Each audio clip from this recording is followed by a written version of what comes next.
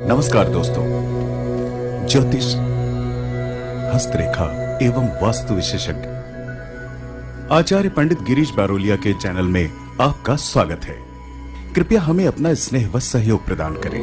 हमारे चैनल को सब्सक्राइब करें और बेल आइकॉन को प्रेस करें। साथ ही अपने आत्मीयजनों के साथ इसे अधिक से अधिक शेयर करें। आपका जीवन मंगलमय हो। लाइक करें, शेयर करें।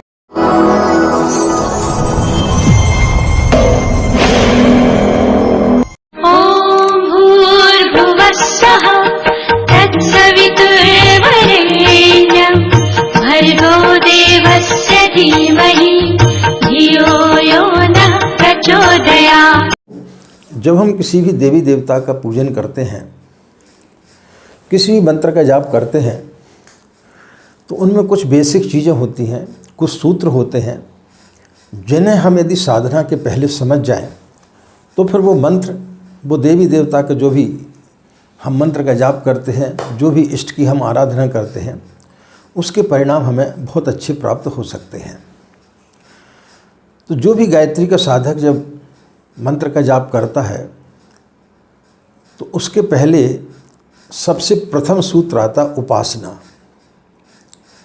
तो आज हम उपासना के बारे में समझने का प्रयास करेंगे कि उपासना का अर्थ क्या होता है। जिस दिन आपने इस सूत्र को समझ लिया, उस दिन आपको मंत्र फलित होना चालू हो जाएगा। और जो वेद शास्त्रों में लिखा गया है कि गायत्री मंत्र से व्यक्ति को क्या क्या चीज़ें प्राप्त हो सकती हैं, वो सब चीज़ें आपको प्राप्त हो सकती हैं। तो आज हम इस वीडियो के माध्यम से उपासना के बारे में समझेंगे। राधे राधे, जय श्री कृष्णा। नमस्कार, मैं आचार्य पंडित गिरीश बारोलिया। गायत्री महामंत्र। ओम भूर्भुवः स्वाहा तत्सवितुर्वरेण्यं भर्गो देवस्य धीमहि धियो यो नः प्रचोदयात्। अखण्डमण्डलाकारं व्याप्तं येन चराचरं तत्पदं दर्शितं येन तस्मै श्रीगुरवे नमः। तस्मै श्री गुरवे नमः। मित्रों, उपासना का शाब्दिक अर्थ होता है पास में बैठना। किसके पास में बैठना? अपने इष्ट के पास में बैठना। तो जो हम किसी भी मंत्र का जाप करते हैं, तो उसके समीप बैठना। उसकी एक छवि होती है। जैसे हम भगवान गणेश के मंत्र का जाप कर रहे हैं, तो भगवान गणेश की छवि को हम सामने लेके आते। भगवान शिव के मंत्र का जाप करते तो भगवान शिव की छवि को सामने लाते। माँ दुर्गा के मंत्र का जाप करते तो माँ दुर्गा की छवि को समक्ष लाते हैं। इसी प्रकार जो साधक गायत्री मंत्र का जाप करता है, उसे गायत्री माता की छवि को समीप रख करके और फिर साधना करना चाहिए, जिसे हम बोलते हैं उपासना। उपासना का मतलब होता है पास में बैठना। किसके पास में बैठना? उस परम सत्ता के पास में बैठना। आप बोलेंगे ईश्वर तो सर्वत्र है। सर्वत्र तो है, सूर्य उदय हो रहा है, लेकिन आप घर के बाहर खड़े होंगे तो उसका प्रभाव आपके लिए ज़्यादा पड़ेगा। दरवाजे खिड़की बंद करके यदि आप घर के अंदर बैठेंगे तो उसका प्रभाव अलग पड़ेगा। सूर्य तो सर्वत्र है, सब जगह उसकी जो है रोशनी पड़ रही, लेकिन आपके कमरे के अंदर कम है। जो व्यक्ति धूप में खड़ा हो जाता है, उसमें धूप के गुण आ जाते हैं। जो व्यक्ति आग के समीप बैठ जाता है, उसमें आग के गुण आ जाते हैं। यदि आपने किसी लकड़ी को आग के अंदर कर दिया तो वो आग बन जाती है। आप यदि किसी बर्फीले पहाड़ के पास में चले जाएंगे, किसी ठंडी जगह पर चले जाएंगे, तो शीतलता के गुण आपके अंदर आ जाते हैं। हरी घास में आपने देखा होगा जो टिड्डा होता है, हरा होता है।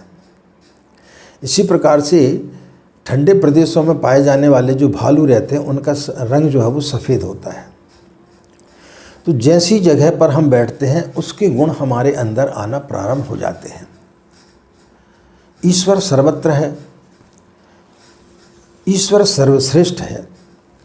तो जो व्यक्ति ईश्वर के पास बैठता है, उसके अंदर वैसे गुण आना स्वाभाविक है। तो जब हम किसी मंत्र का जाप करते हैं और हमारे अंदर यदि उस प्रकार के गुण आना प्रारंभ हो जाएं, तो समझो कि हम ईश्वर के निकट सही तरीके से बैठ गए हैं। जो व्यक्ति ईश्वर के समीप बैठ जाता है, उसके सारी दुख दर्द दूर हो जाते हैं, उसके सारे कष्ट दूर हो जाते हैं। एक राज्य में एक ब्राह्मण था। उसका एक साहूकार मित्र था।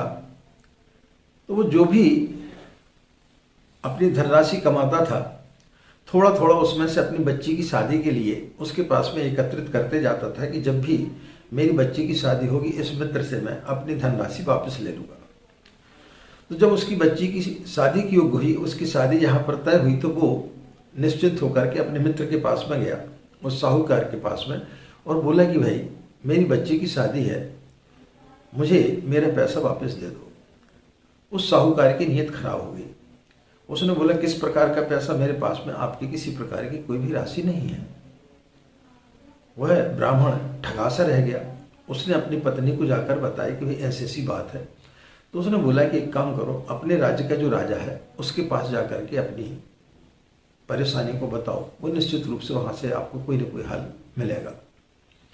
वह ब्राह्मण राजा के पास में गया और राजा से उसने अपनी सारी व्यथा सुनाई। राजा ने बोला कि तुम एक काम करना, कल प्रातः काल जब मैं घूमने के लिए जाता हूँ तो तुम उसी दुकान के थोड़ी दूर मेरे को मिल जाना।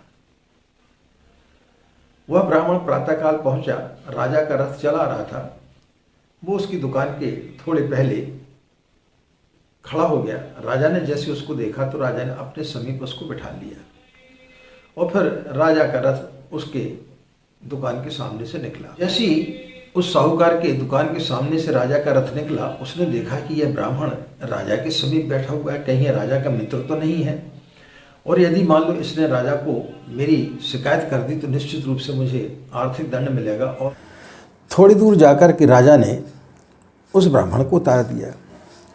ब्राह्मण को कुछ समझ में नहीं आया कि राजा ने मुझे थोड़ी देर के लिए बिठाला अपने रथ में और यहाँ उतार दिया, लेकिन उस साहूकार से तो कुछ बोला ही नहीं। अब राजा है, राजा से कुछ बोल तो सकता नहीं है। वो अपने घर चला गया।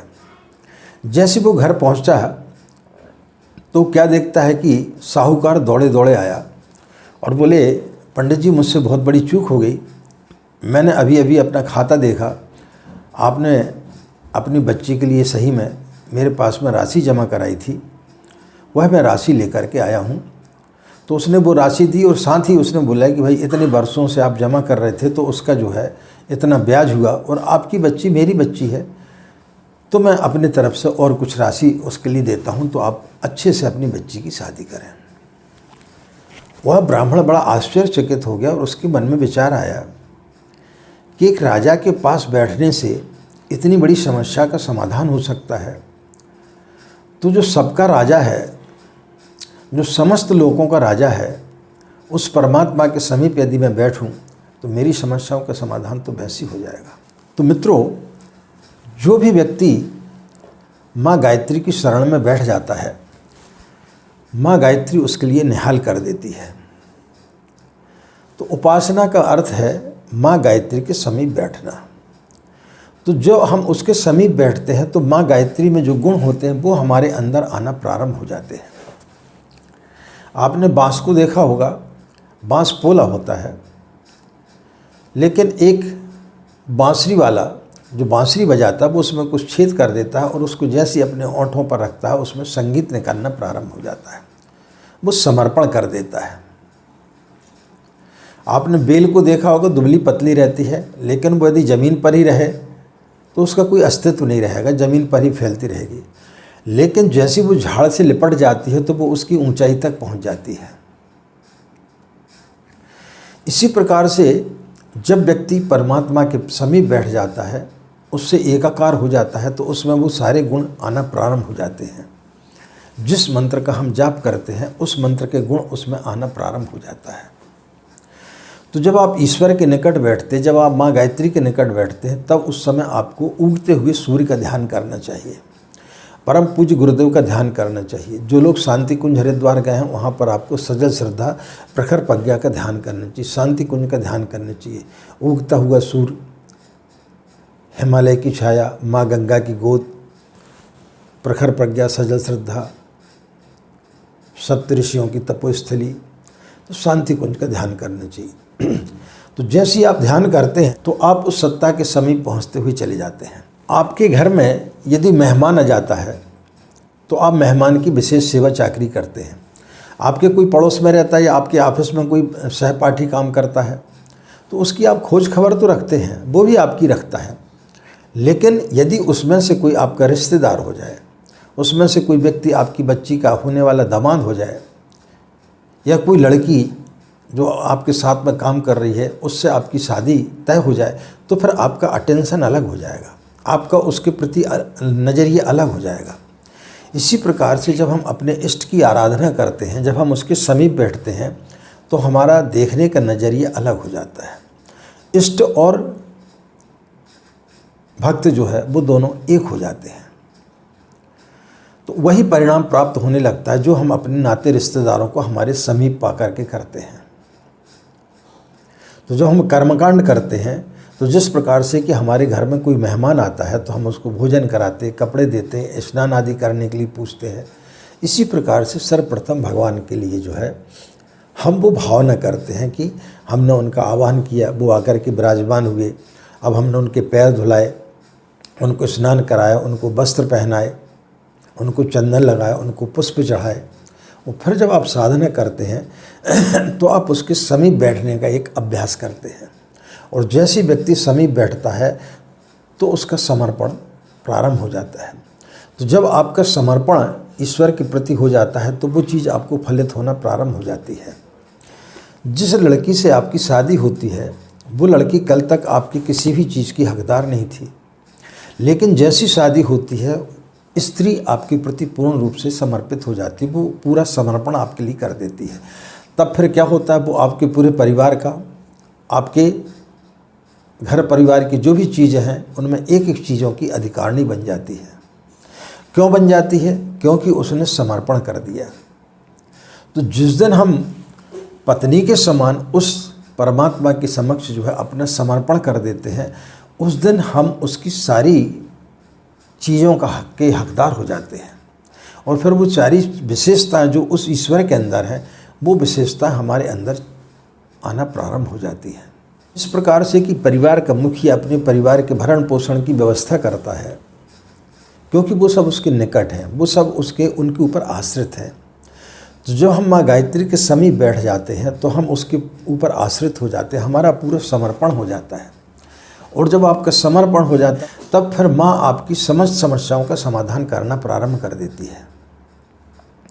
लेकिन उसके लिए ज़रूरी है उसके समीप बैठना। लेकिन हम ना तो समीप बैठ पाते हैं, ना हमारा समर्पण रहता है। कई लोगों को आपने देखा होगा, पूजा तो कर रहे हैं, माला का जाप कर रहे हैं, ओम भूर्भुवः स्वः, और वहाँ से चिल्ला रहे, अरे भाई खाना बना कि नहीं बना, मुझे ड्यूटी में देर हो रही है। महिला यदि पूजा कर रही है तो ध्यान आता, अरे देखना गैस तो चालू नहीं है, चाय तो नहीं उबल गई, नल आ गया पानी भर लेना, और वहीं से जो है झगड़ा चालू कर देते। अब ऐसी स्थिति में फिर हम जो है फ़ोन करते कि आचार्य जी हम इतने साल से गायत्री की साधना कर रहे हैं, लेकिन हमें तो कोई फल प्राप्त नहीं हो रहा है, कैसे फल प्राप्त होगा? आप ईश्वर के निकट बैठे कहाँ थे? आप तो अपने पूरे परिवार की समस्याओं से घिरे हुए थे। किसी का रोटी में मन लगा हुआ था, किसी का ऑफिस जाने की जल्दी थी, बार बार घड़ी देख रहा था कि ऑफिस जाने में देरी तो नहीं हो रही है। आप पूजा कर रहे हैं, बच्चे ने आकर के आपके बाजू में पेशाब कर दी, आप उसके ऊपर चिल्ला पड़े, एक झापड़ उसको लगा दिया। ऐसी स्थिति में आप ईश्वर के निकट कहाँ बैठे? आपका समर्पण कहाँ है? आपका पुत्र है लेकिन वो आपकी बात नहीं मानता है, वो किसी गलत रास्ते पर जा रहा है, तो क्या आप अपनी प्रॉपर्टी उसको दे देंगे? नहीं देंगे। कब देंगे? जब वो पूर्ण रूप से आपके प्रति समर्पित होगा। जब तक उसका समर्पण नहीं होगा, जब तक आपको उसके ऊपर भरोसा नहीं होगा, तब तक आप उसके जो है नाम पर अपनी वसीयत नहीं लिख सकते हैं। इसी प्रकार से भगवान देखता है कि जो मेरा भक्त है उसका समर्पण कितना है, वह मेरे पास कितनी देर तक बैठना है। भगवान कोई आपकी माला की गिनती नहीं करता है, ईश्वर ये देखता है कि तुम मेरे पास में कितनी देर तक मेरे निकट बैठे। एक छोटा सा बच्चा जब स्कूल जाने के पहले अपनी माँ के पास में 5 मिनट बैठकर उसको दुलार करता है, और उसके पश्चात जब वो स्कूल चला जाता है तो दिन भर माँ जो है उन 5 मिनट का जो समय रहता है उसको याद करके पूरा समय निकाल देती है। दिन भर उसी में उसका मन लगा रहता है कि आज मेरे बच्चे ने मुझसे कितना प्यार किया। तो इसी प्रकार से ईश्वर होता है। जब हम ईश्वर के निकट बैठते हैं तो उन क्षणों को वो देखता है कि आप कितने क्षण मेरे समीप बैठे। तो मित्रों, जिस दिन हम उपासना का सही तरीके से अर्थ समझ जाएंगे और उसके पास में बैठना हम प्रारंभ कर देंगे और वैसे गुण जिस दिन हमारे अंदर आना प्रारंभ हो जाएगा, तो निश्चित रूप से समझो कि आपको गायत्री मंत्र फलित होना प्रारंभ हो गया है। तो मित्रों, जब भी हम साधना करते, उपासना करते हैं, तो हमारे अपने आप को जो है ईश्वर के निकट बैठने का अभ्यास करें, अपना समर्पण करें और ध्यान करें माँ गायत्री का, उगते हुए सूर्य का या शांति कुंज हरिद्वार का, पूज्य गुरुदेव का। तो निश्चित रूप से आपका मन लगेगा और आप उस ईश्वर के समीप बैठ पाएंगे। तो इस सूत्र को यदि आप अपने जीवन में अपनाएंगे तो निश्चित रूप से आपको गायत्री मंत्र फलित होगा, इसमें किसी प्रकार की कोई दो राय नहीं है। आशा मित्रों, ये छोटी सी जानकारी आपको निश्चित रूप से आपकी साधना में काफ़ी लाभ प्रसिद्ध होगी। इन्हीं कामनाओं के साथ में कि आपका दिन मंगलमय हो, आप लोग खुश रहें, मस्त रहें। माँ गायत्री एवं पूज्य गुरुदेव की असीम कृपा व उनका सूक्ष्म संरक्षण आप सभी को मिलता रहे। आज की बात यही समाप्त करते हैं। आप सभी के अंदर बैठे परमात्मा को हमारा प्रणाम, हमें आज्ञा दें। नमस्कार, ओम शांति।